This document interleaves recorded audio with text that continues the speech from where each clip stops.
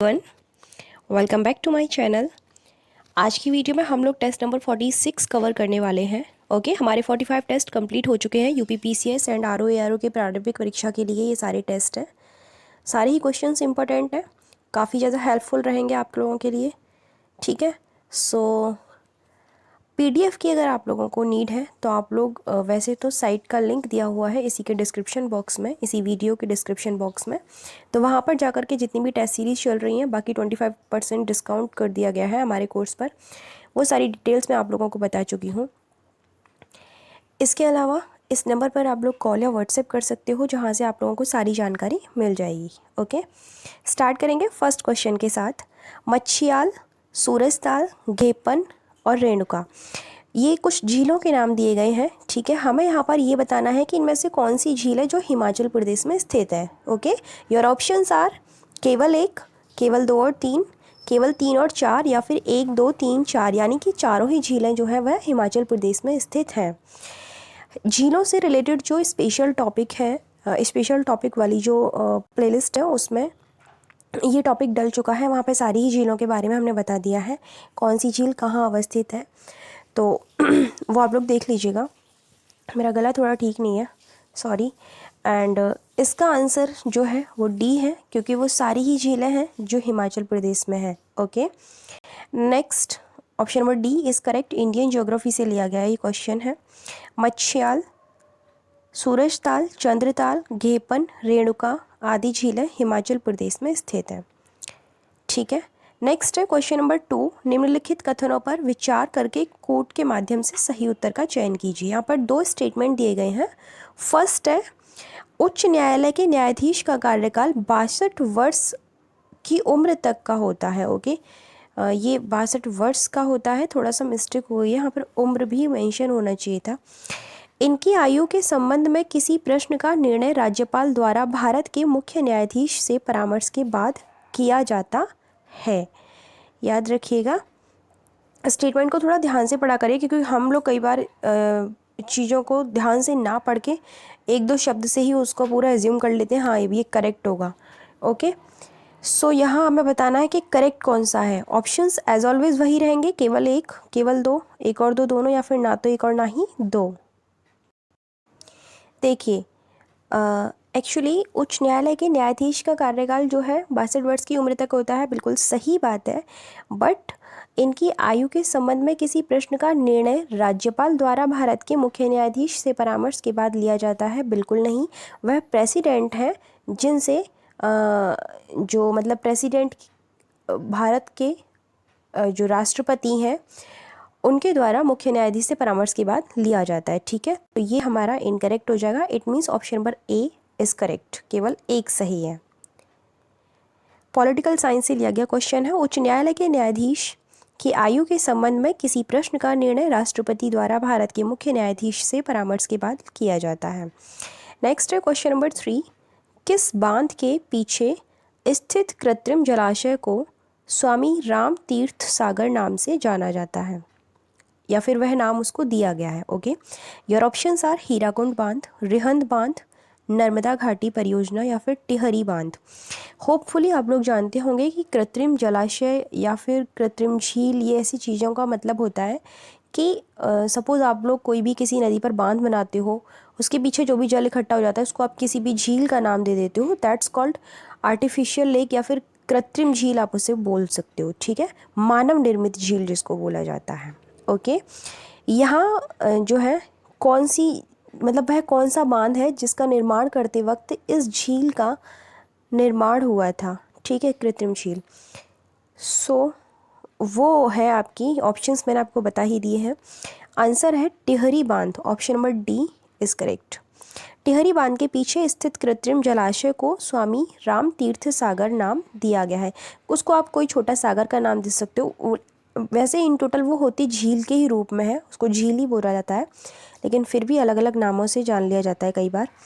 Okay, next है question number 4, ये यहाँ पर आपको कथन दिया गया है और कारण दिया गया है। कथन ये है कि रेगिस्तानी क्षेत्रों में सर्वाधिक तापांतर पाया जाता है, क्योंकि रेगिस्तान में दिन अत्यधिक गर्म तथा रातें अत्यधिक ठंडी होती हैं। ठीक है, हमें बताना है कि क्या ये कथन और कारण दोनों सही हैं और ये एक दूसरे की जो है व्याख्या सही कर रहा है या नहीं। ऑप्शंस आपको मालूम है एज ऑलवेज वही रहने वाले हैं, मैं इनको यहाँ पर नहीं पढ़ूंगी। ठीक है, देखिए रेगिस्तानी क्षेत्रों में सर्वाधिक तापांतर पाया जाता है, आप सभी को मालूम है, ये बिल्कुल सही बात है, यानी कि हमारा कथन तो बिल्कुल सही है। कारण रेगिस्तान में दिन अत्यधिक गर्म व रातें अत्यधिक ठंडी होती हैं, बिल्कुल सही बात है, और इसके साथ ही ये इसका स्पष्टीकरण भी बिल्कुल सही कर रहा है। It means option number A is correct, यानी कि कथन सही है, कारण भी सही है, और कारण कथन की सही व्याख्या भी कर रहा है। Option number A is correct. World geography से लिया गया क्वेश्चन है।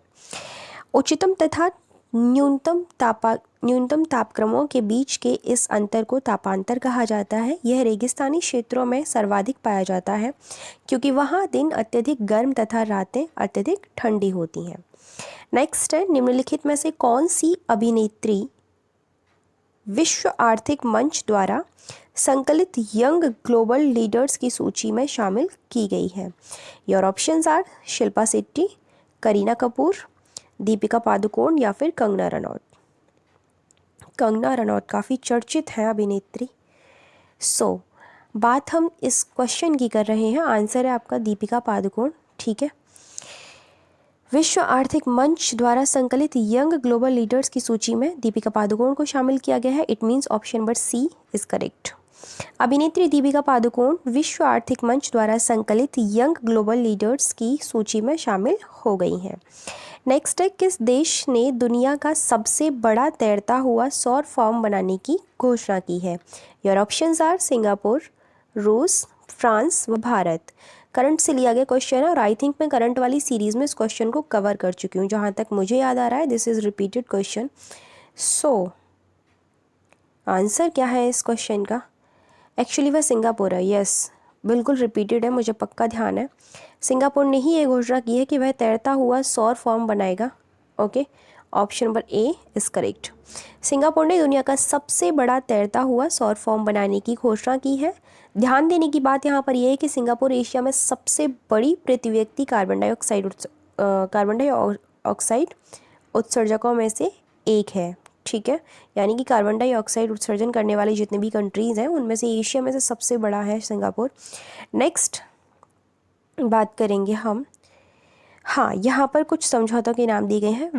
वियना समझौता, Montreal protocol, Cartagena protocol and Nagoya protocol. Okay, options हैं उपयुक्त में से कौन जैव विविधता से संबंधित है? बायोडाइवर्सिटी से रिलेटेड कौन से हैं? एक भी हो सकता है, दो भी हो सकते हैं, चारों भी हो सकते हैं, तीन भी हो सकते हैं। ऑप्शंस हैं 1 और 3, केवल 2 और 3, केवल 3 और 4 या फिर 1 और 4। देखिए, कार्टाजोना प्रोटोकॉल और नगोया प्रोटोकॉल ये दोनों ही बायोडाइवर्सिटी से रिलेटेड है। It means option number C should be correct. Yes, environment से लिया गया क्वेश्चन है। कार्टाजोना प्रोटोकॉल जैव विविधता से संबंधित था। नगोया सम्मेलन कह सकते हो या फिर प्रोटोकॉल भी कह सकते हो। 24 अक्टूबर 2010 को नगोया यानी कि जापान में आयोजित किया गया था। यह मुख्यतः कोरल रीफ और जैव विविधता से संबंधित है। ओके, डेट याद रखना। नेक्स्ट है, देश की कुल शहरी आबादी में उत्तर प्रदेश की प्रतिशतता कितनी है? Your options are 11.79%, 10.97%, 12.89%, 13.45%। इसमें प्रश्न दोबारा से पढ़ लीजिए। देश की कुल शहरी आबादी में यूपी की प्रतिशतता कितनी है, कितनी परसेंटेज है? ओके, सो वो है 11.79%। It means option number A is correct. UP special से लिया गया क्वेश्चन है। देश की कुल शहरी आबादी में उत्तर प्रदेश की प्रतिशतता 11.79% है। केंद्रीय ग्लास एवं सिरेमिक अनुसंधान संस्थान कहाँ स्थित है? Your options are Agra, Firozabad, Aligarh व खुर्जा। केंद्रीय ग्लास एवं सिरेमिक अनुसंधान संस्थान, ये जितनी भी संस्थान है ना, इनकी भी वीडियो डल चुकी है। ठीक है, ये है खुर्जा में। Option number D is correct. ये भी यूपी स्पेशल का क्वेश्चन है। केंद्रीय ग्लास एवं सिरेमिक अनुसंधान संस्थान खुर्जा में स्थित है। नेक्स्ट, निम्नलिखित में से कौन एक कृत्रिम बंदरगाह है? Your options are Mumbai, Visakhapatnam, Cochin या फिर चेन्नई।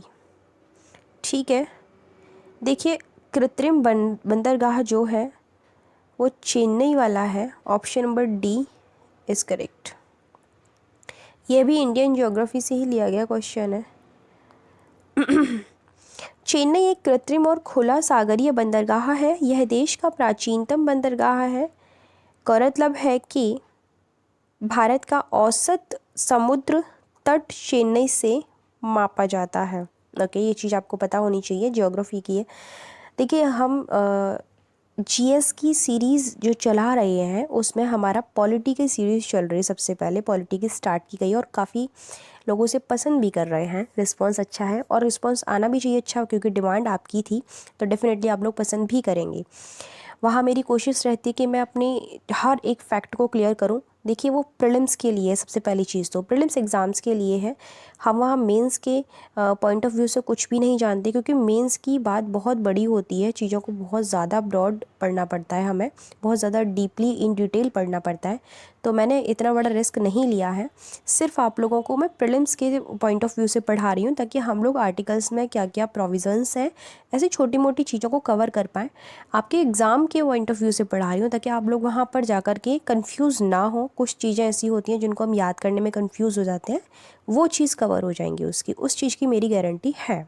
ठीक है, सो उसी तरीके से हम ज्योग्राफी को भी कवर करेंगे, मॉडर्न हिस्ट्री, एनवायरनमेंट, जो भी इंपॉर्टेंट सब्जेक्ट हैं सबसे पहले उनको कवर करेंगे। ओके, ठीक है। नेक्स्ट है, निम्नलिखित में से कौन सा सही सुमेलित नहीं है?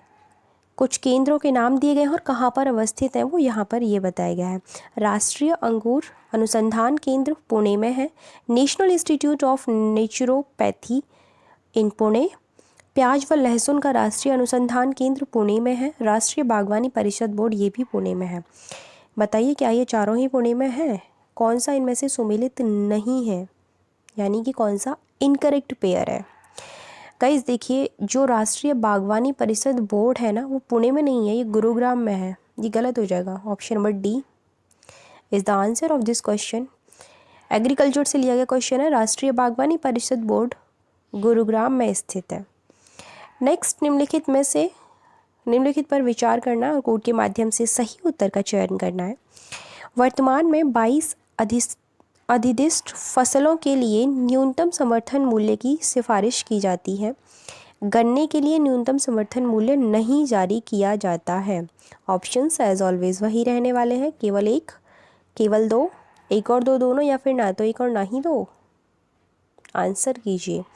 दोनों स्टेटमेंट सही है या गलत? देखिए वर्तमान में 22 अधिशिष्ट फसलों के लिए जो हमारा न्यूनतम समर्थन मूल्य है वो उसकी सिफारिश की गई है, बिल्कुल सही बात है। गन्ने के लिए कोई न्यूनतम समर्थन मूल्य जारी नहीं किया गया, ये भी सही बात है। It means option number C is correct. 1 and 2 both are correct. कृषि लागत और मूल्य आयोग द्वारा सरकार को 22 अधिशिष्ट फसलों के लिए न्यूनतम समर्थन मूल्य तथा गन्ने के लिए उचित और लाभकारी मूल्य की सिफारिश की जाती है। अधिशिष्ट फसलों में 14 खरीफ की फसलें हैं और 6 रबी की फसलें हैं। 2 अन्य वाणिज्यिक फसलें शामिल हैं। ये फैक्ट इम्पोर्टेंट है।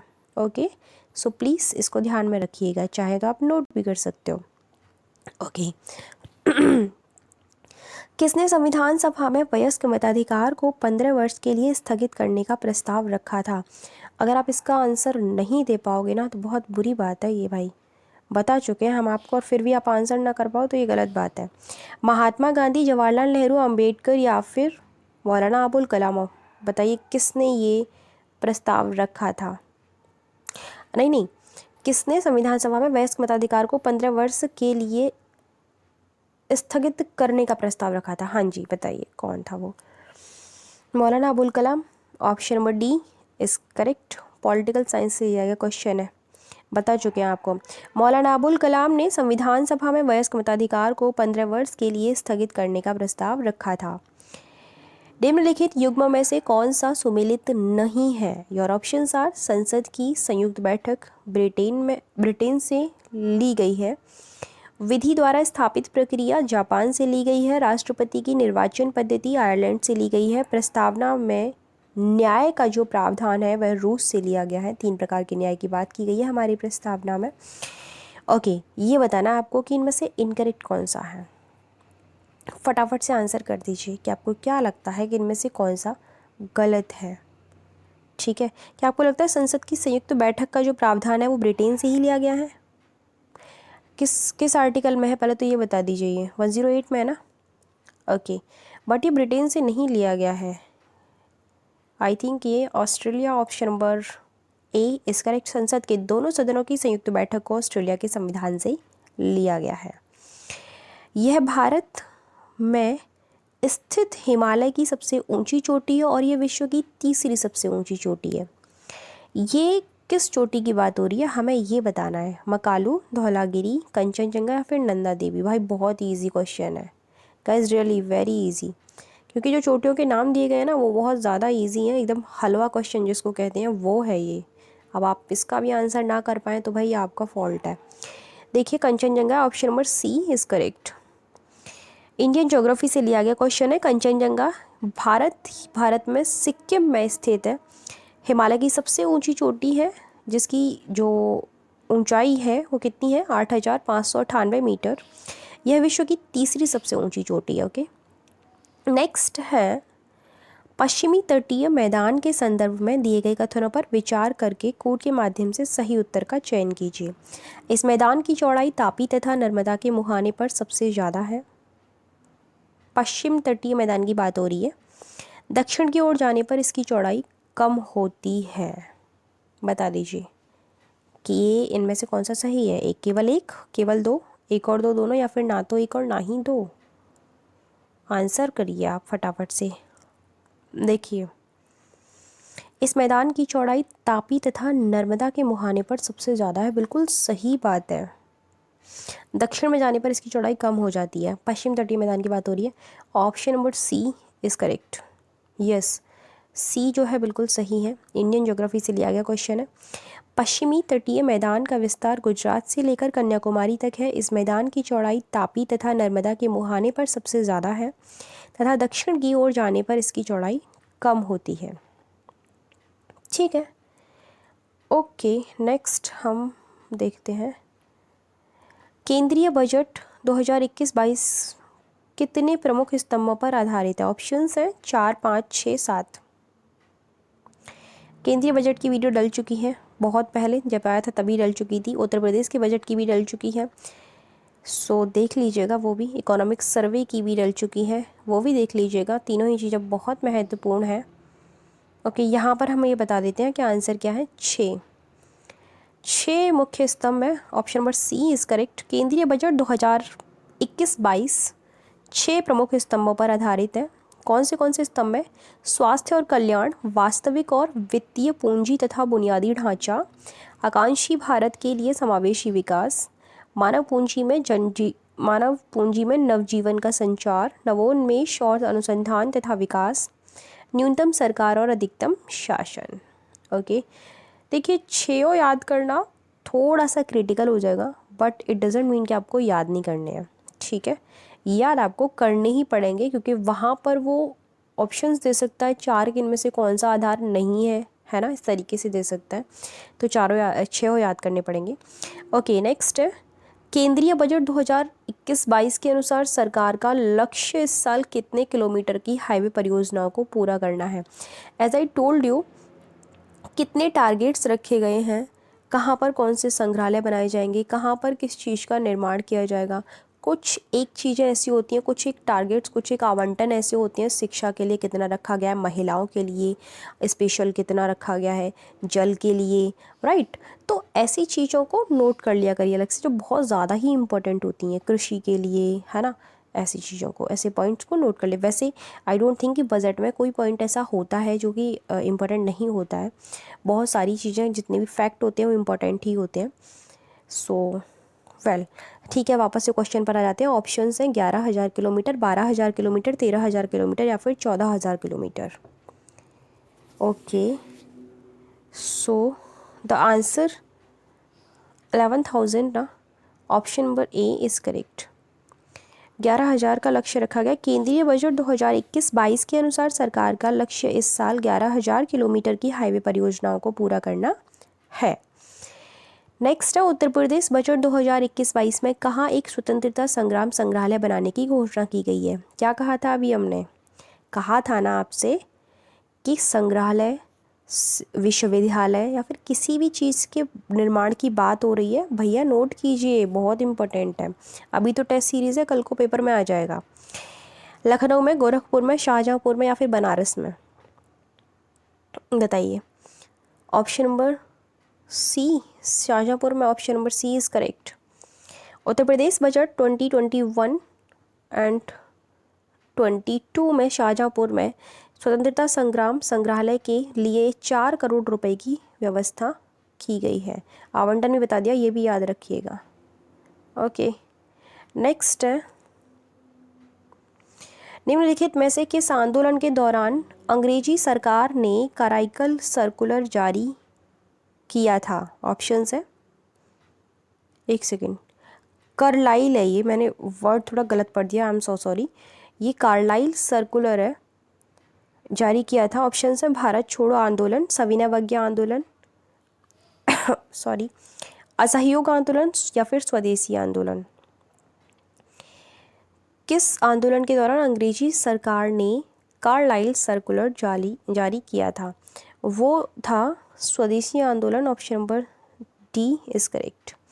स्वदेशी आंदोलन के दौरान अंग्रेजी सरकार ने कार्लाइल सर्कुलर जारी किया ताकि छात्रों को आंदोलन में भागने से रोका जा सके। वह निर्देश दिया कि जिस कॉलेज के छात्र आंदोलन में भाग लेंगे उनके कॉलेज की मान्यता रद्द कर दी जाएगी। स्वदेशी आंदोलन आप सभी को पता होगा कि अपने देश की चीज़ों को बढ़ावा दीजिए, ठीक है।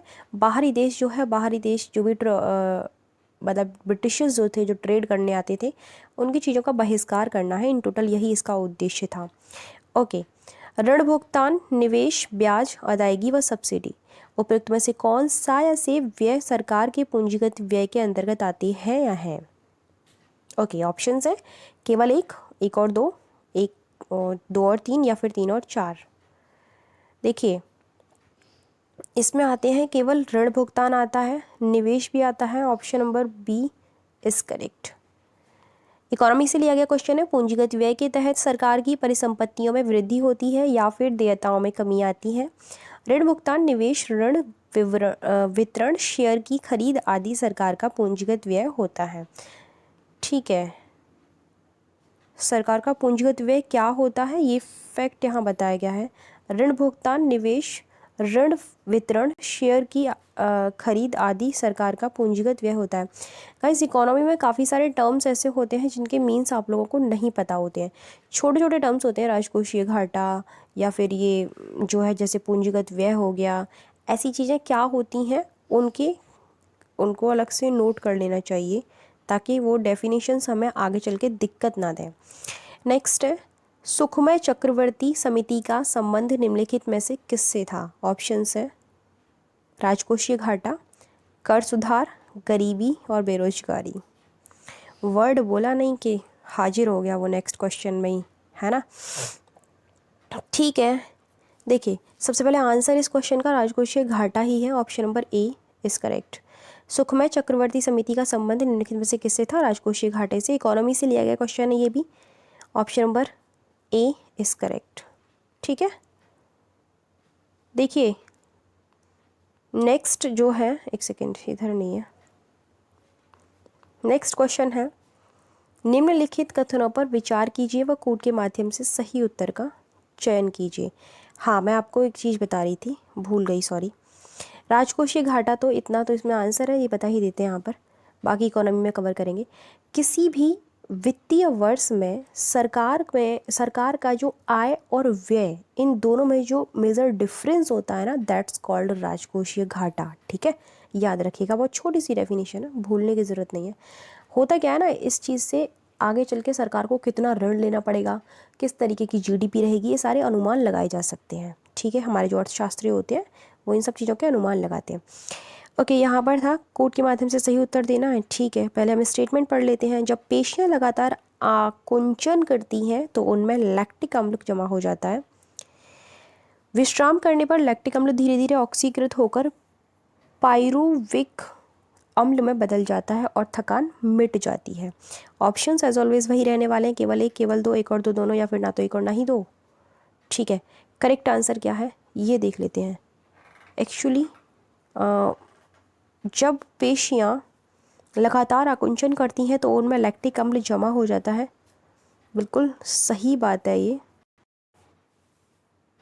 ठीक है, उसके बाद नेक्स्ट है, विश्राम करने पर लैक्टिक अम्ल धीरे धीरे ऑक्सीकृत होकर पाइरुविक अम्ल में बदल जाता है और थकान मिट जाती है। ये भी सही है। It means option number C is correct. Chemistry से लिया गया ये क्वेश्चन है।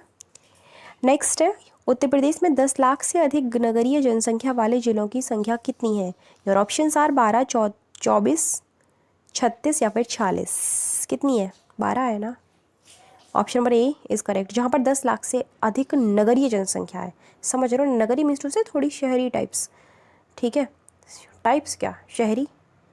Okay, so option number A is correct. UP special से लिया गया क्वेश्चन है। उत्तर प्रदेश में 10 लाख से अधिक नगरीय जनसंख्या वाले जिलों की संख्या जो है कितनी है? 12 है। ठीक है, तो देखिए भाई, आपके 25 क्वेश्चंस हो चुके हैं कंप्लीट और टेस्ट कितने हो चुके हैं कंप्लीट? 46। ओके, 46 टेस्ट जो है कंप्लीट हो चुके हैं। क्वेश्चंस बहुत अच्छे लेवल के हैं, मैं बता रही हूँ। आप लोग फर्स्ट टाइम टेस्ट सीरीज़ जो लोग लगा रहे हैं उन लोगों के लिए मैं बता रही हूँ, हमारे टेस्ट पेपर में से 67 क्वेश्चन डायरेक्ट तक फंसे हैं। बता रही मैं आपको, डायरेक्ट एग्ज़ाम में आए हैं। तो वो आप लोगों को, जो भी न्यू स्टूडेंट्स हैं, आगे चल के आप लोगों को पता चल जाएगा। बाकी के जो पेड के स्टूडेंट्स हैं, पेड वाले हमारे, वो उनको तो खैर मालूम ही है कि किस तरीके से हमारे क्वेश्चंस आते हैं।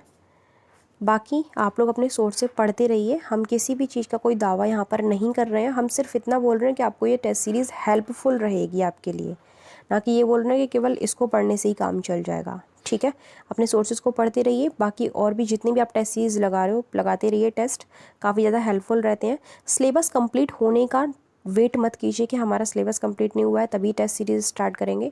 ऐसा नहीं है, जितना हो चुका है टेस्ट लगाते रहिए। उससे ये होता है कि हमें पता चल जाता है हम कहाँ स्टैंड कर रहे हैं। तो आगे के जो बाकी का सिलेबस बचा उसको और ध्यान से पढ़ने की कोशिश करते हैं। तो ये चीज़ उससे मतलब काफ़ी ज़्यादा आप उन चीज़ों को कवर कर लेते हो।